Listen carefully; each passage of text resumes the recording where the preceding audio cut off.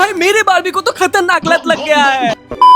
तो आज सुबह की मेरी शुरुआत होता है कियो को थोड़ा सा हैंड फीडिंग खिलाने से, और हैंड फीडिंग खिलाते ही तो इसका पॉटी फैक्ट्री एक्टिवेट हो जाता है और जगह जगह पे पॉटी करना शुरू कर देता है। तो इस मुसीबत से छुटकारा पाने के लिए मैं तुरंत लग जाता हूँ कियो को डायपर पहनाने का ट्रेनिंग देने के लिए। बट नन्हा शैतान डायपर को भी खुद से उतारना स्टार्ट कर देता है। तो मैं थक हार के तुरंत छत पे ले जाता हूँ थोड़ा सा रिलैक्स करने के लिए। लेकिन तभी मुझे अचानक से याद आता है आज तो मैंने मेरे बाकी बर्ड्स को खाना ही नहीं दिया। तो मैं तुरंत भागता हुआ बर्ड्स रूम पे आता हूँ और बाकी बर्ड्स के लिए खाना प्रिपेयर करता हूँ। यहाँ पर भी एक बहुत ही बड़ा कांड हो गया है। मेरा बारबी 2 दिनों से ठीक से खाना नहीं खा रहा क्योंकि मेरे बारबी को लीची खाने का लत लग गया है। जब तक मैं इसको लीची नहीं देता तब तक ये खाना भी नहीं खाता।